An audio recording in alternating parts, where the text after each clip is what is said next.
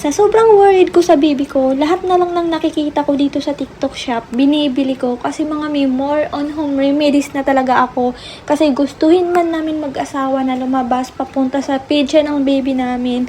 Hindi kami makalabas kasi bumabagyo ang lakas ng ulan, mahangin pa, kaya baka lalo pa magkasakit ang baby namin.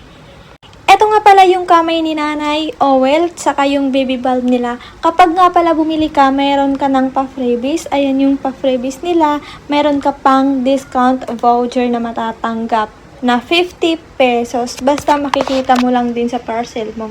Tapos ayan, pagkadating ng parcel ko, in-apply ko na talaga sa dibdib, likod ng baby ko, paan niya, basta kung saan sinasabi nila sa live nila kung saan dapat nilalagyan, pinapahiran ng baby natin ng kanilang product. Tapos ayan na mga mi, sobrang calming na talaga ng baby ko, tapos hindi na siya ganun inuubo na, 'di ba, yung sobrang ubo na talaga, sinisipon, hindi na siya ganun.